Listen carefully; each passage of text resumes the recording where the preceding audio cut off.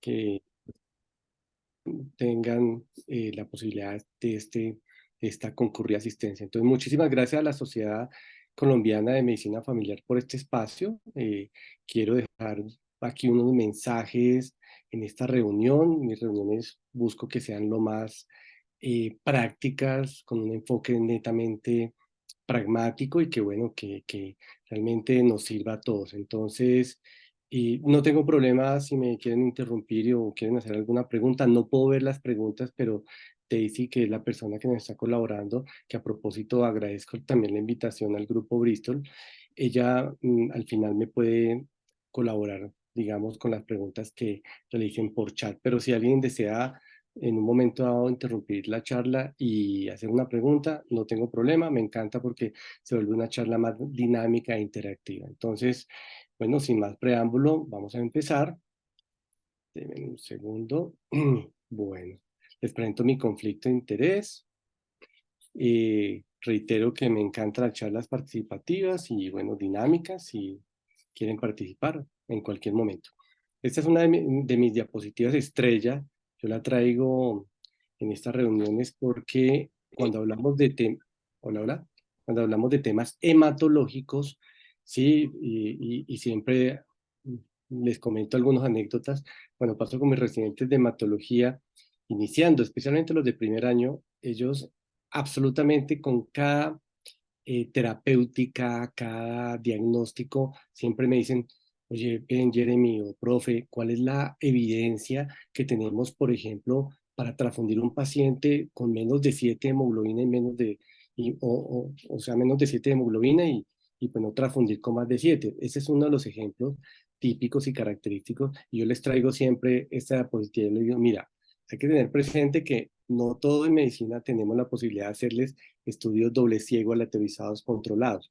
¿Y esto nace de dónde? Esto nace de que en la época del doctor Sacker, uno de los padres de la epidemiología clínica, a él también le hacen la misma pregunta. En la época, ustedes conocen mucho mejor que yo el estudio ISIS, donde comparan, hay dos brazos gigantescos de casi 7.000 pacientes, donde comparan el uso del ácido acetil salicílico como agregante plaquetario en el contexto de infarto agudo de miocardio supranivel del segmento ST. Ese estudio marcó un referente gigante y maravilloso. Yo soy amante de la epidemiología clínica, pero a su vez todos quedamos con la idea de que debíamos tomar decisiones basadas en un estudio similar y pues lastimosamente en múltiples áreas de la medicina no tenemos esas incidencias en el contexto de algunas enfermedades. En hematología, incluso les cuento, doctoras y doctores, que es característico tener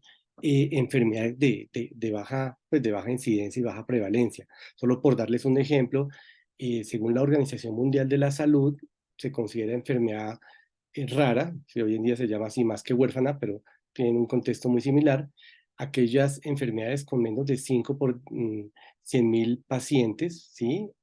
Año. Si uno revisa la casuística de la leucemia linfoide aguda, es de 1 por 100.000 habitantes.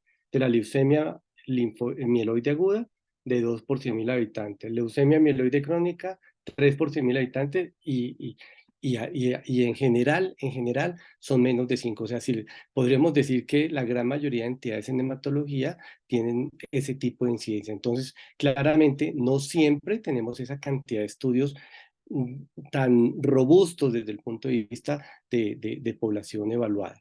Entonces, esa misma pregunta le hacen al doctor Saque y él dice, mire, le pregunta qué vamos a hacer con las enfermedades. Ahí le llaman viejas enfermedades, pero estamos hablando generalmente de enfermedades de baja incidencia y él lo responde y es uno de los mensajes más importantes de esta charla para mí. Y es que hay que evaluar el paciente con la evidencia que tengamos. Si tenemos, digamos, en algunas enfermedades huérfanas, ¿sí? Tenemos, por ejemplo, casos y controles y no tenemos nada más, no podemos decir que no hay evidencia, doctores. Simplemente esa es la mejor evidencia disponible. Y esa fue la respuesta que realmente ha quedado a través del tiempo, es evaluar al paciente a la cabecera del paciente con la mejor evidencia disponible. Ese es mi primer mensaje. Y aquí empezamos, el marco conceptual. Entonces, voy a irles contando, a mí me gusta mucho contarles casos de la vida real Pues sé que me dieron un tiempito más o menos de una hora, pero hay posibilidad de que me pueda pasar un poquito o de pronto acabemos antes. Pero la idea es que les voy contando casos para que ustedes tengan presente que esto realmente lo vemos en el día a día, ¿sí? O sea, pues no tan frecuentemente como otro tipo de enfermedades, pero esto en el contexto de hematología lo vemos relativamente frecuente. Y empezamos aquí. De entrada, cuando uno le pregunta a los colegas en el contexto no hematológicos, oye, ¿qué piensas de eso del síndrome mielodisplásico o síndromes mielodisplásicos, como deberíamos llamarlo? Y generalmente hay una confusión, ¿sí? ¿Será que eso es benigno? ¿Será que eso es maligno? Pues les cuento, doctores, que es una confusión histórica, o sea, eso no es de ahora. Hablando con uno de los profesores, digamos, autores de uno de los libros importantes de hematología en España, él me decía que en la época del 80, 90, ellos no sabían dónde clasificar síndrome mielodisplásico, ¿sí? Entonces decía, oye, ¿qué hacemos? ¿Lo catalogamos como benigno? ¿Lo catalogamos como maligno? Bueno, yo les cuento que digamos, ese bache o vacío conceptual ya hoy en día lo podemos tener un poquito más claro, ¿sí? Debemos tener un parámetro de referencia, y el parámetro de referencia, ¿cuál es? Que sí es un tipo de neoplasia, es cáncer, es un tipo de cáncer de la sangre, y eso lo conocemos desde más o menos 1976, donde la Organización Mundial de la Salud dice, oye, espérate, este tipo de entidades cumplen los parámetros para decir que son entidades neoplásicas. ¿Por qué? Porque es un trastorno donde se evidencia alteraciones en la proliferación y también son trastornos donde se ha encontrado problemas a nivel de la muerte celular programada o apoptosis, que son las dos características grandes de absolutamente cualquier tipo de cáncer. Entonces, síndromes mielodisplásicos o síndrome mielodisplásico, o como desde hace año y medio le estamos llamando las neoplasias mielodisplásicas, porque ahí nos enredaron un poquito la vida, aunque me encanta ese nombre porque de una vez le va diciendo a uno, oye, esto es cáncer. Ese tipo de entidades se pueden evaluar en este tipo de contextos. Este es un diagrama de Venn donde definitivamente eso que llamamos MS, son los síndromes mielodisplásicos, son enfermedades que comparten características similares con muchas otras. En un tiempo, doctoras y doctores, el síndrome mielodisplásico se le llamó preleucemia. ¿Por qué? Porque se veía que pues una porción, un porcentaje, discúlpenme, de pacientes con este tipo de entidades se transformaban en entidades un poco más agresivas, como es la leucemia mieloide aguda, como lo vemos aquí en el diagrama de Venn, en el círculo amarillo. Pero comparte características, por ejemplo, con las síndromes o neoplasias mieloproliferativas o síndromes mieloproliferativos crónicos, ¿no? Lo que es la policitemia vera, mielofibrosis, trombocitemia esencial. Y hoy en día, según la clasificación de la Organización Mundial de la Salud, ya incluso los podemos clasificar. Hay una clasificación pequeñita que dice síndromes mielodispásicos mieloproliferativos. ¿Yo para qué les cuento todo esto? Les cuento digamos, estos parámetros para que tengan presente que no siempre es tan fácil el diagnóstico, pero siempre debemos sospecharlo. La idea es que aquí debemos trabajar en equipo, y ese es otro de los grandes mensajes. El diagnóstico de esta y muchas enfermedades depende de que trabajemos en equipo desde cuidado primario con urgencias, nuestros colegas médicos generales, consulta externa, cuidado primario desde el punto de vista de medicina interna, medicina familiar, etcétera. Entonces, eh, por eso agradezco tanto que me den este tipo de espacios para hablar de estos temas y que podamos empezar a concatenar esfuerzos y poder hacer diagnósticos un poco más temprano. ¿El problema cuál es, doctoras y doctores? Que estos pacientes se diagnostican tarde. Entonces, si se diagnostican tarde, ya varios de ellos han pasado a otra fase de la enfermedad que se llama leucemia mieloide aguda, y el pronóstico cambia completamente. Entonces, ¿cuáles son las características fundamentales o básicas de esta enfermedad? Citopenias. Estos pacientes, no podemos hablar de síndromes mielodisplásicos si no hay citopenia. Yo veo el cuadro hemático, lo veo normal y veo que me lo remiten por síndrome mielodisplásico, ya de entrada yo digo, uy, espérate, algo pasó ahí. ¿Sí? Estos pacientes tienen citopenias, y citopenias de origen no claro. Entonces, es ese paciente típicamente, señor de 75 años, quien viene con algo de palidez, agotamiento, astenia, anemia, le toman un cuadro hemático, empiezan a ver que tiene sus glóbulos rojos relativamente bajos, la hemoglobina cada vez va peor, los demás parámetros pueden estar bien o puede que no, pero siempre llama la atención, no siempre, discúlpeme, algunas veces llama la atención que tiene los volúmenes corpusculares un poco aumentados, o sea, son el típico paciente es una persona de edad, generalmente un adulto mayor, ¿sí? Con citopenias que la más frecuente es anemia y esa anemia es de tipo macrocítico, doctores, macrocítico. Entonces, que si se puede presentar en un paciente con volúmenes corpusculares normales, sí se puede presentar, por supuesto. Eso hay un matiz gigante y un abanico de posibilidades, pero este contexto que les estoy contando es el contexto que nos llega día a día, es el contexto más frecuente desde el punto de vista epidemiológico. Persona adulto mayor con un hemograma que tiene citopenias, típicamente anemias macrocíticas, volúmenes corpusculares grandes. Entonces, primera característica, citopenia. Segunda característica, displasia. Ese tema de displasia ya no es tan fácil. Ahí les cuento porque digamos, el saber que hay una anormalidad morfológica de base tiene que hacerlo alguien que sepa muy bien la morfología. O sea, típicamente una persona que día a día esté trabajando con el microscopio, verificando con, pues, digamos, la morfología de la célula. Entonces, las displasia ya no es tan sencillo, pero nosotros sí en el día a día podemos encontrar pacientes con citopenias que no nos cuadran. Ese paciente que uno dice, oye, espérate, tiene niveles de hierro normal, veo que no tiene enfermedades crónicas para pensar de pronto en esa entidad, veo que los niveles de vitamina B12 están bajos, piensen en esta entidad. Cuando eso no les cuadra, piensen por favor en este tipo de entidades y pues, la idea es remitir este grupo de pacientes a hematología porque muchas veces hacemos el diagnóstico, más bien gran cantidad de las veces hacemos el diagnóstico con un estudio de médula ósea. Hacemos el estudio y verificamos. Entonces, sigamos. Bueno, hay otro punto y es hematopoiesis inefectiva.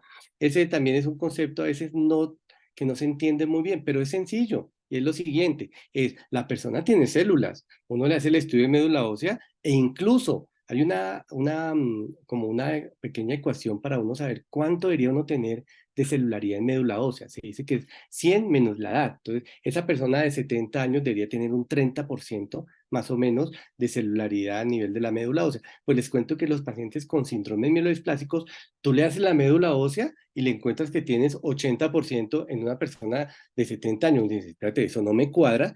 Y adicional tiene citopenia. Entonces uno dice, pero espérate, a nivel central, o sea, desde el punto de vista de médula ósea, tiene gran cantidad de células, pero a nivel periférico no tiene, porque hay ese concepto de hematopoiesis inefectiva. O sea, se producen gran cantidad de células que no son funcionales, que no con vidas medias cortas. Entonces, sencillamente son células que, como dicen, mueren.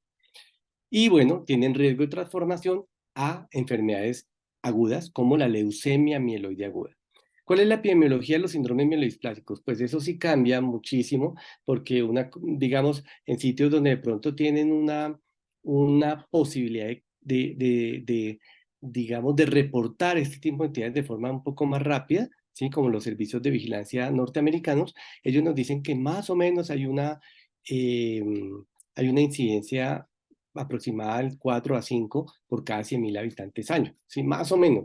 En Colombia eso no está tan claro, de todas formas más tarde les contaré como detalles sobre varios de los estudios que estamos realizando y que bueno, por supuesto siempre están que es abierto a que participen. Entonces, epidemiología, esto es más o menos lo que uno encuentra, de 3, 4, hasta 5 por cada 100.000 habitantes año, ¿sí? 9.700 al año, generalmente son personas de edad, 70, 75 años. Pero la pregunta es, ¿y esta enfermedad se puede producir en una persona de 30, 35? Es muy raro, pero les cuento que hemos tenido casos y hace poco tuve un paciente con 42 años con un claro síndrome mielodisplásico de alto riesgo que pues afortunadamente pudimos llevar a trasplante halogénico de médula ósea pronto y en este momento le ha ido de maravilla. Pero ese es el caso raro. O sea, el caso como atípico, el caso frecuente es este paciente, 65, 70, 75, 80 años, y uno dice, pero ¿por qué esas citopenias? Esta es una de las posibilidades. Claramente hay muchas otras. Ay, ¿qué pasó acá? Hola, hola, hola.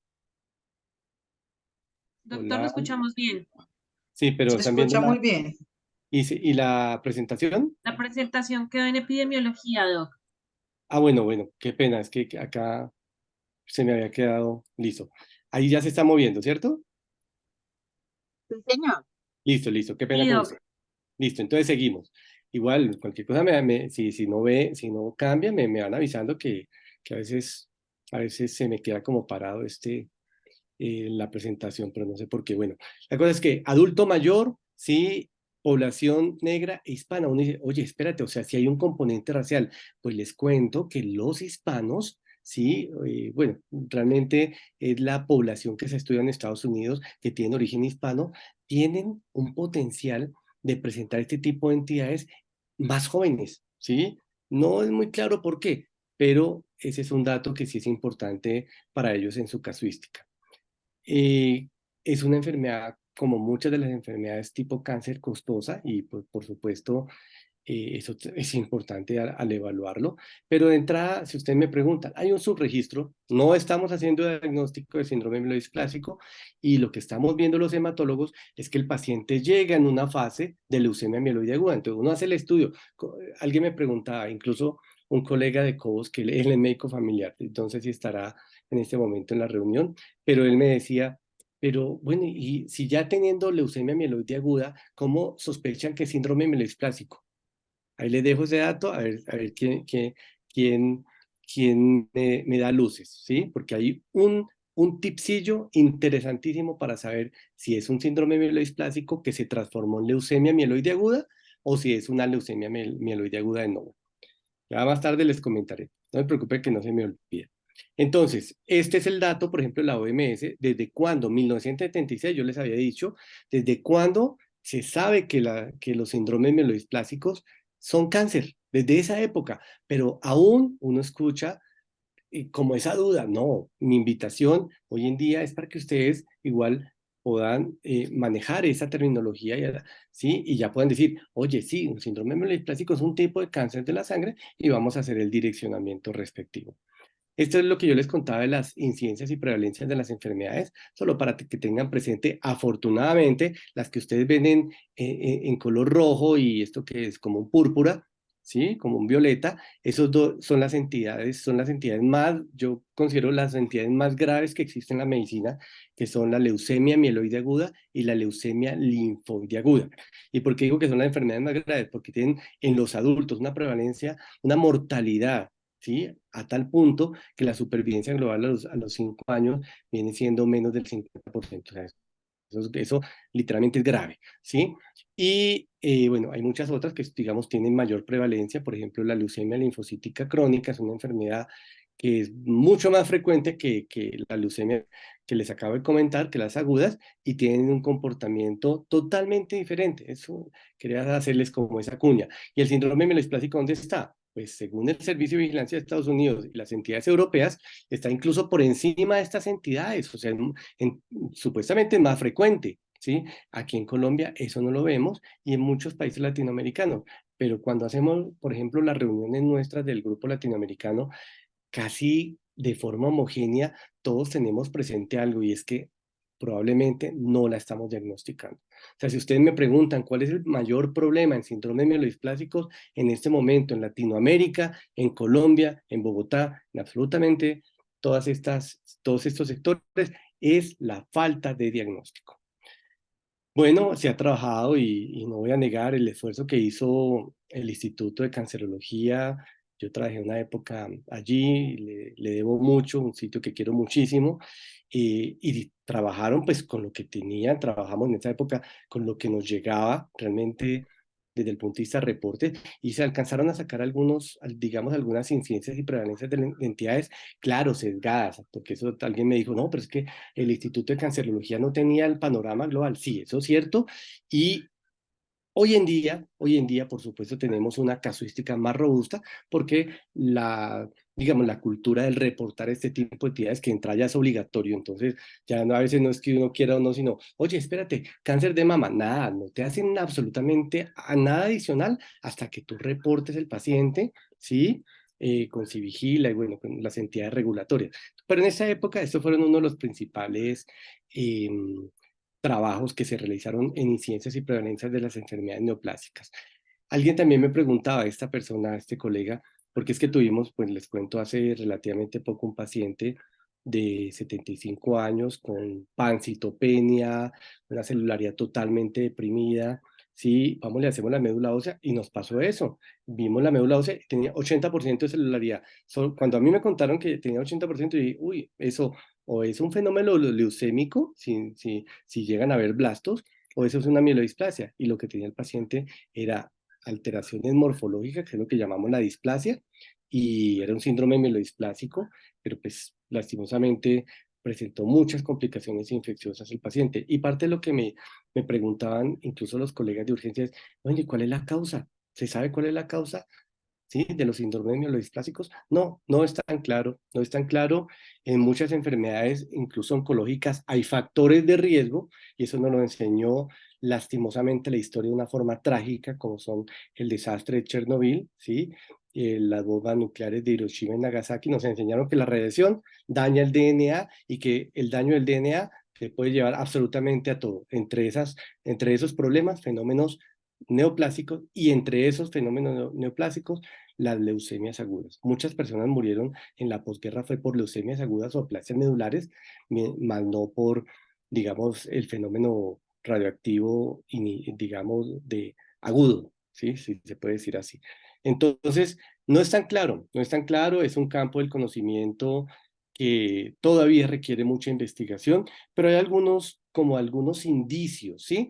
Miren, yo les había comentado este es un estudio de allá de Estados Unidos donde evalúan múltiples etnias, hacen una estratificación por grupos raciales, etcétera, y es donde nos dicen, ojo que los hispanos presentan este tipo de enfermedades a edades más tempranas. Ese es el que yo les comentaba previamente. Esta diapositiva la traje por algo muy interesante. Yo hablando con un colega en Cúcuta, yo le decía, oye, pero espérate, ¿tú por qué tienes tantos pacientes con síndrome mielodisplásico? O sea, es que veo que solo en un centro tienen casi el doble que nosotros en 3 centros que son incluso clínicas más grandes. Claro, y parte de lo que él me comenta es, por supuesto, esto no está demostrado, no tan claro, pero sí hay muchos reportes donde se dice que hay algunos eh, químicos, entre ellos los pesticidas, que podrían llevar alteraciones desde el punto de vista de la hematopoiesis. Entonces, él vive en una zona donde hay gran cantidad de cultivos de todo tipo y me dice que esta es una de sus hipótesis. Entonces, pues claro, indagando uno empieza a buscar y miren, este es un estudio de la zona asiática donde definitivamente 5.000 casos y empezaron a ver que, ojo, los pesticidas tienen una relación importante con este tipo de entidades y con fenómenos neoplásicos. Entonces, todo lo que daña el DNA tiene potencial de llevar a trastornos a nivel mutagénico, o sea, cáncer. El alcohol, esa es otra, cuando ustedes, por ejemplo, revisan estudios o bueno, revisan temas de síndrome mielodisplásico, a veces aparece el consumo de alcohol puede ser un factor de riesgo. Eso no es tan claro, no se ha demostrado, entonces, por favor, para que queden todos tranquilos, no se me van a angustiar, porque resulta que nosotros, Colombia, somos de los países, como pueden ver aquí, que consumimos, ¿sí? Entonces, no, no es tan claro, pero por supuesto, hacer aquí la cuña que ¿cómo es que dice el comercial? El exceso de alcohol es perjudicial para la salud. Bueno, ¿qué más? El tema de alcohol, bueno, sí se ha evaluado en otros contextos. Este es solo uno de los ejemplos de estudios que hacen un metaanálisis, pero realmente no hay un factor de riesgo tan claro. Cuando uno evalúa los perfiles epidemiológicos, uno encuentra que tienen unos intervalos de confianza gigantes y muchas veces pasan el 1, entonces no queda tan claro que el alcohol sea factor de riesgo, por lo menos lo que llamamos entre comillas alcohol social, que ese término pues está tan discutido. El tema de enfermedades autoinmunes, doctores, ustedes manejan muchos pacientes con enfermedades autoinmunes, a ustedes les llega realmente los pacientes con enfermedades autoinmunes y a ustedes les llega también pacientes con cáncer inicialmente. Y ojo porque Enfermedad autoinmune sí se ha demostrado, mire este estudio, ay, no sé por qué me salió ahí, dice que el login, este ya lo tengo si alguien lo quiere. La cosa es que este salió el año pasado, sí, julio del 2022, y es un estudio donde empiezan a hacer asociación y encuentran gran cantidad de asociación entre enfermedades autoinmunes y síndrome mielodisplásico. Y bueno, de entrada, ¿qué es lo que se piensa? Que definitivamente comparten las características fisiopatológicas o parte de ellas, entre ellas el trastorno de la tolerancia inmune y algunos linfocitos que a veces son hiperreactivos, ¿vale?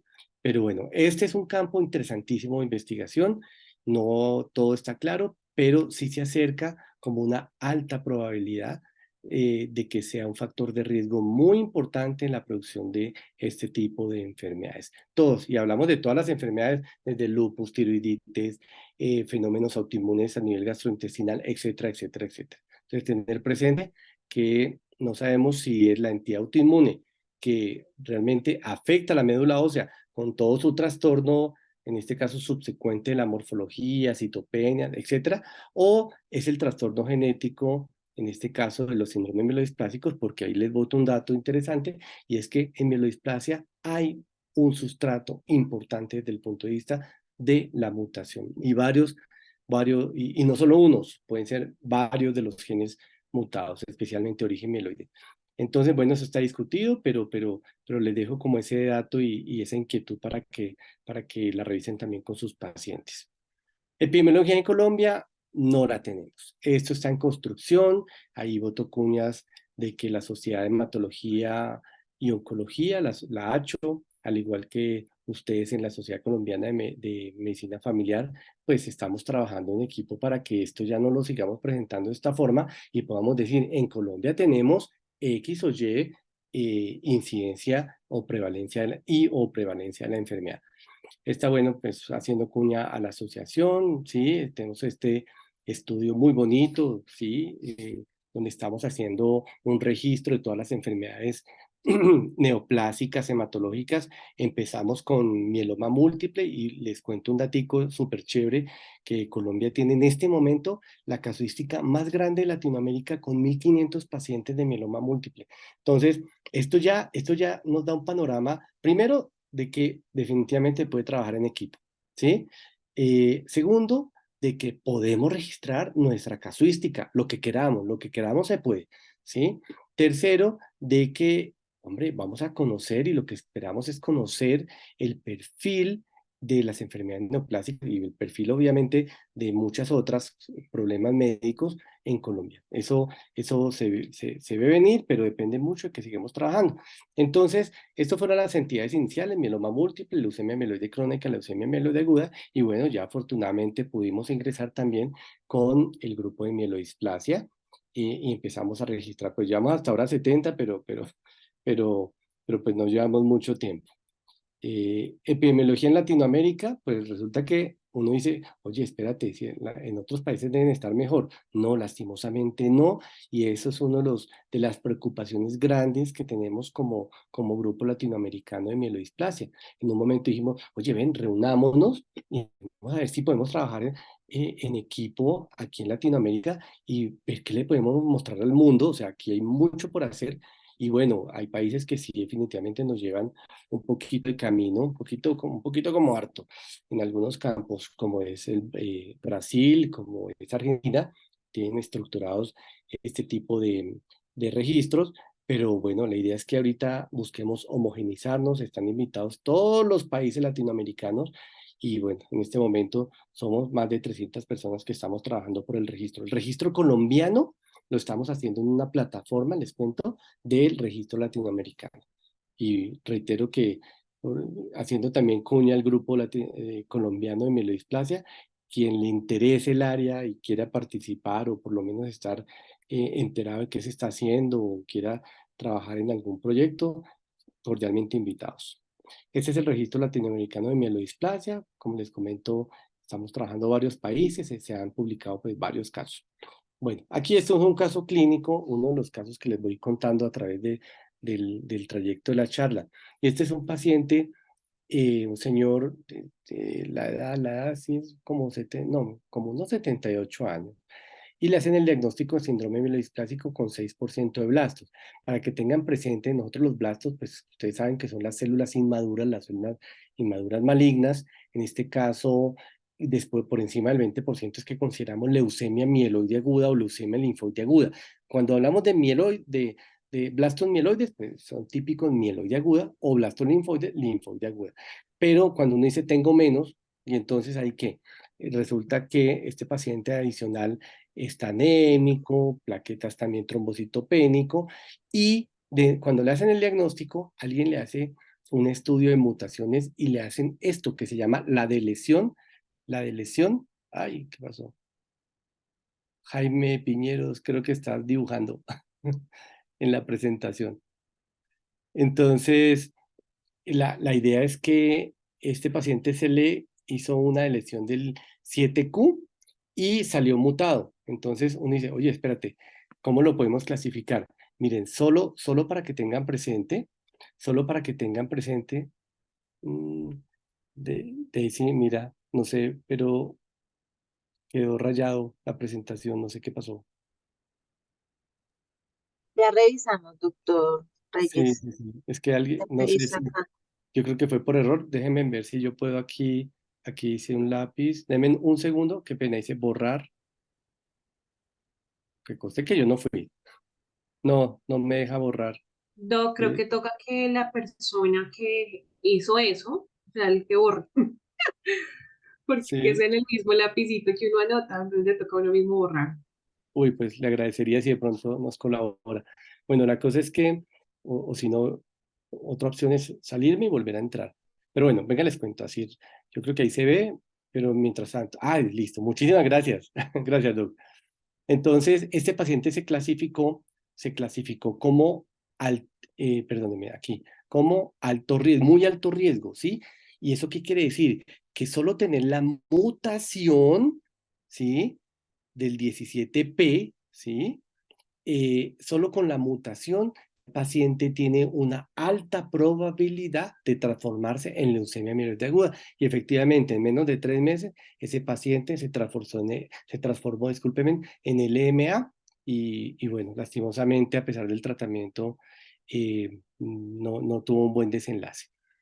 Motivos de consulta, ya para ustedes. Ustedes dicen, bueno, yo en mi consulta, ese paciente, ¿cómo me llega? El paciente le llega con digamos, los síntomas relacionados con anemia, astenia, inamia, malestar, no quiere caminar, se ahoga, siente palpitación al caminar, etcétera, etcétera, ¿sí?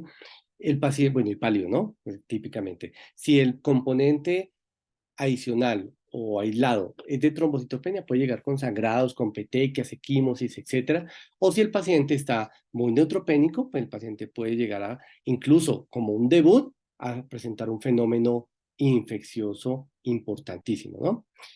Nosotros, ¿cómo evaluamos a este paciente de entrada? Así, de entrada. Hombre, lo mínimo, doctores, lo mínimo es hemograma y yo les recomiendo volver a solicitar los extendidos de sangre periférica. O sea, el extendido de sangre periférica es, para mí, junto con el uroanálisis, los dos estudios más costo efectivos que existen en medicina, ¿sí? O sea, desde el punto de vista del laboratorio. Porque son económicos, pero la información que nos suministra es supremamente alta. O sea, yo podría encontrar un paciente de entrada con una leucemia aguda solo mirando el extendido de sangre periférica. Y es sencillo, el que ha visto los blastos saben que son células supremamente azules, grandes, que eso no se confunden, no hay pierde, como dicen. Y los pacientes, pues que llegan, por ejemplo, con citopenias, con pancitopenia o leucocitosis y trombocitopenia y anemia, uno le hace un frotis y ahí encuentra la leucemia aguda. Ya en otras enfermedades como los síndromes mielodispásicos no es tan sencillo, pero recomendación, por favor, como mensaje el día de hoy, vuelvan a pedir el hemograma con el extendido, ¿sí? Para, digamos, generalmente están muy ligados, son fácilmente solicitables y nos dan mucha información, muchísima. Hay que entender la hematopoiesis, ¿sí? Yo sé que a veces el tema de hematología se vuelve un poco denso cuando nos ponemos como pesados los hematólogos a hablar de moléculas, de citoquinas, interleuquinas, de moléculas de expresión, de proliferación. Esos términos, pues, es que nos toca, de entrada nos toca porque Muchas de las enfermedades en hematología están totalmente vinculadas y se pueden explicar bajo modelos de la biología molecular, la genética, ¿sí? Y la inmunología. Entonces, a veces no es tan fácil desligarlo, pero es sencillo, doctores, si uno va afianzando, digamos, esos conocimientos en su día a día. De entrada, las enfermedades neoplásicas las dividimos en dos grupos en hematología, las de origen linfoide y las de origen mieloide. Las de origen linfoide están las leucemias agudas, como la leucemia linfoide aguda, están todo el abanico de linfomas, que eso es una cantidad de posibilidades, desde linfomas de célula B, linfoma de célula T, natural killer, como también la célula neoplásica ya madura, que es la célula de mieloma, que es el plasmocito. O sea, ese es solo el abanico de posibilidades y por supuesto hay clasificaciones realmente en hematología. Esas entidades, o sea, uno puede tener solo para las neoplasias linfoides más de 250 entidades, así por encimita. Y de la mieloide más o menos similar. Entonces están los síndromes agudos, los síndromes crónicos, ¿sí? Y dependiendo cada entidad asociada. Entonces, la mielodisplasia o los síndromes mielodisplásicos, que me gusta más que se nombren así, esos síndromes son trastornos de la célula madre hematopoyética, ¿sí? Donde se pierde el control y se lleva a que aumente la proliferación y disminuya la apoptosis. Y en este caso hay unos trastornos genéticos básicos, ¿sí? Que la sustentan. ¿Qué uno encuentra cuando uno hace los estudios de frotis? Encuentra estas alteraciones, uno ve, bueno, que el neutrófilo, que el basófilo, pero uno empieza a encontrar alteraciones morfológicas, que es lo que llamamos, ¿se acuerdan cuando en la primera diapositiva yo les mostraba el diagrama de Venn, que decía citopenias, hematopoiesis inefectiva y displasia? Eso es lo importante, displasia. Esto, por ejemplo, se ve relativamente normal, pero ahorita les voy a mostrar cuando uno ya empieza a decir, uy, espérate, eso ya es anormal.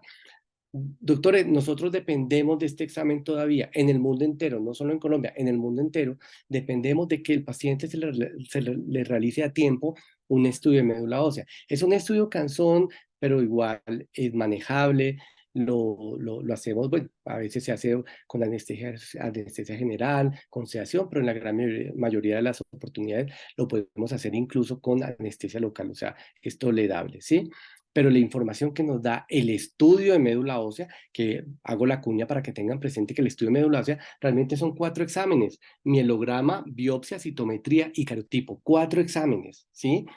Que tomamos en el estudio de médula ósea, pero nos da una información gigantesca. Información, por ejemplo, de cómo se está comportando la hematopoiesis, información de cómo se está evidenciándose en nichos celulares a nivel de la médula ósea anormales, si hay grupos de células que definitivamente tienen características neoplásicas, etcétera, etcétera. O sea, el estudio de médula ósea nos da absolutamente una información valiosísima, que en este momento no hay ningún estudio que sea equivalente para nosotros los hematólogos. O sea, dependemos mucho de la médula ósea y dependemos de ustedes. ¿Por qué?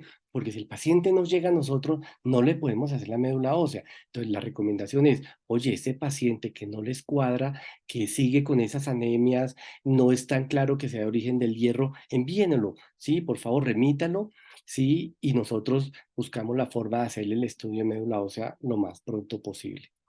Citometría de flujo es otro de los estudios, yo les conté que son 4, ¿no? Lo repito: mielograma, biopsia, citometría de flujo y cariotipo. Citometría de flujo es un estudio que cambió, yo diría que gran parte, por lo menos en hematología, ha tenido un impacto gigante, nos da una información valiosísima. Y les cuento un dato chévere, doctores: el examen, el reporte, sale menos de 2 días, en la gran mayoría, por lo menos aquí en Bogotá. ¿Sí? Aquí en Bogotá, Medellín, Cali, porque ya hay muchos centros que tienen citómetro de flujo. Les cuento también que Colombia es uno de los países donde tenemos más centros, ¿sí? Tanto que muchas veces nos remiten, a mí me han remitido pacientes de países vecinos, por ejemplo de Perú, para hacer una citometría de flujo en HPN aquí en Colombia, porque allá no lo tienen. O sea, tenemos una gran oportunidad de estudiar bien a los pacientes, pero debemos conocer las estrategias diagnósticas, debemos acercarnos a ellas, no tenerles miedo, ¿sí? ¿Cómo se ve una leucemia? ¿Cómo se ve un linfoma? ¿Por qué lo piden? ¿Cuándo se pide? ¿Sí? Por ejemplo, la citometría de flujo usted la pueden pedir, ustedes la pueden solicitar en sangre periférica. ¿sí? Nosotros sí la hacemos en sangre periférica, pero generalmente es uno de los estudios que hacemos en médula ósea. Entonces es un examen que es muy, muy valioso y que vale la pena conocer un poco más. Está el cariotipo, que es cuando miramos los genes, por ejemplo, este es solo un ejemplo, no es de mielodisplasia, es un ejemplo típico de cuando hay un cromosoma Filadelfia. Ustedes se dan cuenta que hay un cromosoma 9 acá grande, grande, grande, y un pedacito aquí del 22 un poco más pequeño. Pues claro, hubo una traslocación del cromosoma 9 de 22 al 9. Esto se llama traslocación 9-22. ¿Sí? Esa traslocación es lo que llamamos cromosoma Filadelfia. En mielodisplasia, en los síndromes mielodisplásicos, las traslocaciones de lesiones, inserciones, pérdidas a nivel genético son el pan de cada día, o sea, es frecuente, o sea que otro de los aspectos importantes para que ustedes se lleven a casa es que los síndromes mielodisplásicos son enfermedades que tienen un sustrato genético, ya de entrada tienen problemas a nivel genético. Vuelvo a presentar la diapositiva que les presenté inicialmente, donde muestro que estas enfermedades tienen no siempre unos, unos parámetros, como unos límites tan definidos y a veces se parecen. Por eso es tan importante hacer este tipo de estudios como el de la médula ósea y definir un diagnóstico exacto. Es la única forma en que podemos nosotros ofrecerle algo realmente interesante al paciente. Entonces, aquí es donde llego a la displasia. Displasia es una morfología normal. Voy al microscopio y digo, oye, espérate, estas células normalmente no son así y encuentro anormalidades como esta, ¿sí? Puentes entre, o sea, en este caso, es un neutrófilo donde vemos un núcleo y los neutrófilos tienen más núcleos y acá tiene pocos núcleos. Uy, esto es una pseudo-Pelger-Wet. Entonces ya eso uno le empieza a uno a sonar, por ejemplo, cuando uno empieza a ver megacarocitos como hipolobulados, cuando uno ve puentes intercelulares o intercitoplasmáticos, cuando uno empieza a ver este tipo de celularidad, uno dice, oye, esto es displasia, este paciente puede tener. Hay muchas, miren nomás, solo por darles un ejemplo, esa cantidad de núcleos que tiene este megacarocito, o sea, eso es totalmente normal. Hiperlobulados o hipolobulados son características displásicas, o cuando tienen unos núcleos totalmente irregulares, o cuando están conectados. Miren este puente tan, bueno, yo le llamo bonito, ¿sí? Pero es muy interesante ver, por ejemplo, este puente entre dos células, ¿sí? Puentes intercelulares. Todo eso es anormal. Mírenlo aquí también, aquí dos células con este puente, ¿sí? O cuando hay un puente entre dos núcleos. Bueno, esos ya son temas, digamos, un poquito más finos en el diagnóstico. Ni siquiera uno como hematólogo realmente hace esa evaluación en todas las oportunidades. Esto lo ve más el patólogo y pues, nuestras morfólogas que, bueno, afortunadamente en Colombia son supremamente entrenadas, son muy buenas. Pero entonces, mire, ahí ese es uno de los temas que hay. Uno de los temas es, oye, un momento, ¿qué tan frecuente es que la persona que evalúa esas médulas óseas realmente encuentra el problema? Y les cuento que, se me perdió una diapositiva, y les cuento que no siempre es tan fácil, o sea, no es tan sencillo. Si ustedes le preguntan a sus colegas de morfología, bacteriólogas o sus colegas patólogos, ellos les van a decir que síndromes mielodisplásicos son de los mayores, de las enfermedades con mayor dificultad en su diagnóstico, porque no siempre es fácil y tener el ojo para ver esas alteraciones. Entonces, bueno, ya aquí aterrizando, yo les voy dando como datos de las generalidades de la enfermedad y volvemos nuevamente a lo macro, es una recomendación. Esto es lo que ustedes deben manejar en el día a día, es cómo enfocamos las anemias, cómo las enfoco en mi consultorio y la clasificación mundial, pues digamos, más aceptada, ¿sí? Que la clasificación de Winthrop, que es la que usamos desde hace muchos años. Es el paciente, si es mujer, tiene menos de 12, bueno, si está en estado de gestación, menos de 11, es anemia, listo. Si tiene menos de 3 en un hombre, es anemia, perfecto. Ya tenemos el ítem de anemia. Ahora, vemos el volumen corpuscular medio. Y si el volumen corpuscular medio son glóbulos rojos pequeños, ojo, eso puede ser la típica anemia ferropénica, falta de hierro, o puede ser otros trastornos como las talasemias, esferocitosis. Pero, por favor, relacionar, porque es casi el 98% de las oportunidades. Paciente con glóbulos rojos pequeños, volumen corpuscular medio bajo, hierro, falta de hierro. Paciente no, con volumen corpuscular normal, pues hay un montón, pero especialmente tengan muy presente las anemias hemolíticas, ¿sí? Y pacientes con macrocitosis, cuando ese volumen corpuscular medio es por encima de 100 femtolitros, lo primero, mídanle una vitamina B12. Evalúen porque es la primera causa de déficit de, perdón, de macrocitosis, de que aumente el volumen corpuscular medio. Tengan presente que en la literatura ustedes van y leen Harrison, él dice, macrocitosis, le dan a uno una cantidad de posibilidades, pero entre ellas el ácido fólico. Yo llevo ya 11 años de hematólogo y no he visto el primer paciente que tenga un déficit de ácido fólico, ¿sí?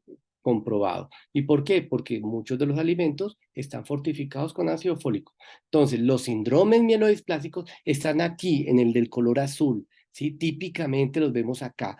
No siempre, por supuesto, no es el 100% de las veces, pero en un alto porcentaje. Entonces, paciente con anemias y macrocitosis, pilas. Así como este caso. Ustedes se dan cuenta, mira el volumen corpuscular medio, doctores, 118 fentolitros, ¿no? Asociado 8.8 hemoglobina, ¿sí? Los leucocitos pues sí estaban normales y las plaquetas normales. El problema de este paciente era los glóbulos rojos. Y ustedes se dan cuenta que le hacen un extendido y le ven una macrocitosis marcada, ¿sí? También le ven una anisocitosis importante.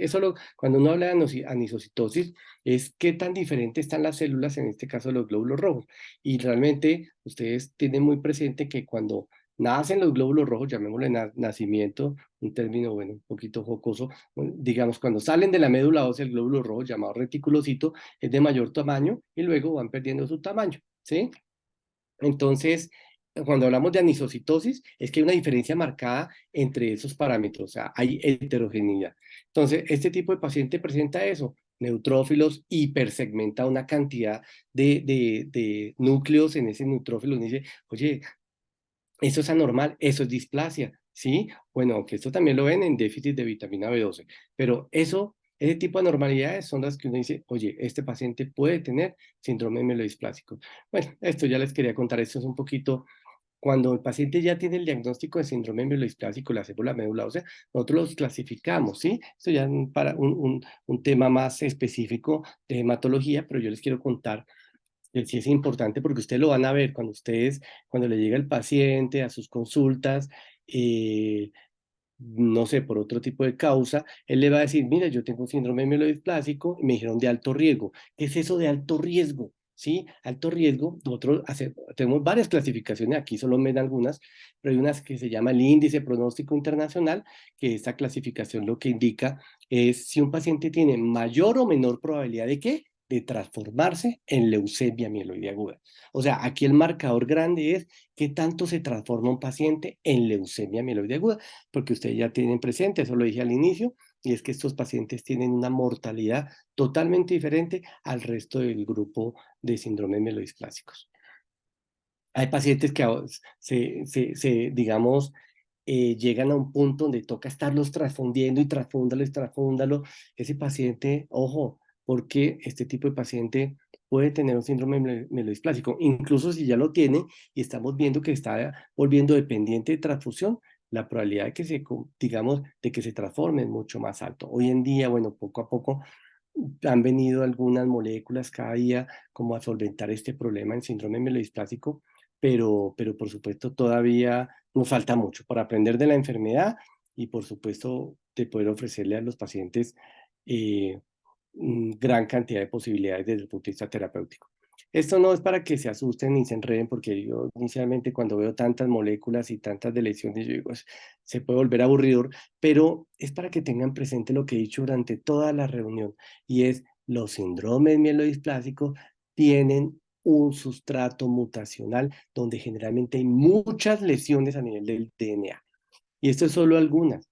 Miren, yo tengo esta, más que gráfica, esto no es una gráfica, sino es este modelo dinámico, donde, miren, yo les digo a los colegas hematólogos, tengan presente lo siguiente, ¿sí? Y es, yo tengo el paciente, la evaluación clínico-patológica, citogenética, las mutaciones, y hay pacientes que teniendo un perfil muy similar desde el punto de vista de lo patológico, la citogenética, pueden responder al tratamiento, pero otros pacientes con un perfil similar, ¿sí? Con unas alteraciones como esta. A usted la van a escuchar, o sea, digamos, los que trabajan con pacientes incluso con cáncer, van a ver que esta mutación P53, o sea, la estamos evaluando en todas las enfermedades hematológicas porque tiene un impacto gigante, pero cuando el paciente, esa mutación le sale positiva en síndrome melastrásico, uno sabe que el potencial de respuesta es mucho menor. ¿Eso a qué ha llevado? Ya no me falta mucho, pero ¿eso a qué ha llevado? A que la clasificación del síndrome melastrásico haya sido dura, haya sido densa, no ha sido tan sencillo. Esta, por ejemplo, en la clasificación del año pasado, como cosas grandes, grandes e interesantes realmente, empezó a incluir a los niños, porque resulta que esta enfermedad también da a los niños, ¿sí? Por ejemplo, aquí en el grupo de mielodisplasia, hay ya 3 colegas hematólogos pediatras, y ellos cuentan, pues claro, eso es, mejor dicho, eso sí es muy, muy raro, pero puede pasar y tiene mal pronóstico si no se trata a tiempo, ¿sí? Entonces, tener presente, se puede presentar en cualquier momento de la vida, pero es mucho más frecuente en adultos mayores. Herramientas diagnósticas disponibles, bueno, ya saben, acá en Colombia realmente no tengo el primer colega hematólogo que me diga que tenga ahorita problemas desde el punto de vista del acceso mínimo del estudio de médula ósea. La gran mayoría lo tiene, pero hicimos esta encuesta, miren la encuesta del 2016 con el Grupo Latinoamericano de Mielodisplasia, y en muchos países ni siquiera cuentan con el estudio de médula ósea como lo contamos nosotros. Entonces, pues aprovechar que tenemos esa posibilidad en ese momento y por supuesto remitir los pacientes para que les podamos hacer el estudio a tiempo. Este fue una reunión que tuvimos, hago la cuña también, el que le guste el tema, ahorita el próximo martes a las 12 del día vamos a tener una reunión abierta, mis reuniones me encanta que sean abiertas, cordialmente invitados con el señor que es Pierre Fenoc. Pierre Fenoc es un líder mundial en este tipo de enfermedades y nos va a hablar sobre fisiopatología. Entonces, el que quiera, Daisy, igual yo te dejo ahí, igual el grupo Bristol tiene ese link, lo pueden compartir y yo les doy el acceso ese día sin problema a los colegas de la sociedad de medicina familiar que deseen participar. Pero en ese estudio que hicimos, en esa casuística, empezamos a hablar cómo estamos con Brasil, cómo nos podemos, digamos, ayudar con otros países que van un poquito más a la vanguardia, que tienen tecnología de última generación. Y bueno, acá les muestro que, pues, yo pensé que estábamos peor, pues uno siempre piensa que está peor, pero bueno, lastimosamente ahí existen algunos países donde definitivamente esas tecnologías, incluso citometría de flujo, citogenética o secuenciación, están un poco más caída los indicadores. Entonces estamos buscando también ayudarnos como conjunto con los colegas latinoamericanos.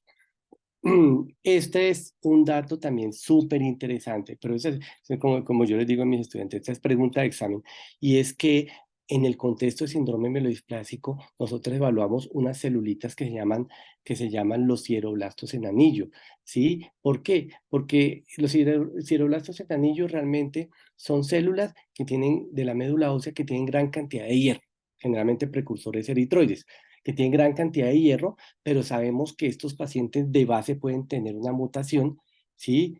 Que tiene que, la mutación se llama SB3 beta 1, ¿sí? Esa mutación lleva a que tengan un perfil, si uno las trata, pues digamos, perfil con mejor pronóstico que si no la tuviera, ¿vale? Entonces, lastimosamente en Colombia todavía no lo hacemos, pero bueno, estamos trabajando para que podamos hacer secuenciación, para que podamos hacer perfilamiento mutacional. Entonces, el SF3 beta 1 es un marcador interesante, importante y que con el tiempo vamos a evaluar en esta enfermedad, ya que tenemos y en poco tiempo llega una molécula que ayuda en casos de pacientes con bajo riesgo que tengan esta mutación. Disponibles en Colombia tenemos la eritropoyetina, lenalidomida, quelantes de hierro, y paré de contar. Entonces, ya esta es mi última diapositiva. Yo lo que les quiero contar y les dejo estos últimos mensajes es que los síndromes mielodisplásicos dependen que hagamos un correcto diagnóstico, depende que siempre pensemos en este tipo de enfermedades, porque si no nos pasa lo mismo aquí que esta diapositiva. Está la persona, hacemos, y me ha pasado, ¿no? Todo el que diga que no, como es que dicen, que lance la primera piedra. Nos ha pasado que uno hace el diagnóstico, ¿sí? O alguien más hace el diagnóstico, uno ve, bueno, diagnóstico, y le sigue dejando el mismo diagnóstico, pero no siempre nos sentamos, y bueno, es que a veces no hay ni tiempo de decir, oye, ¿será que el paciente sí tiene esa enfermedad o será otra?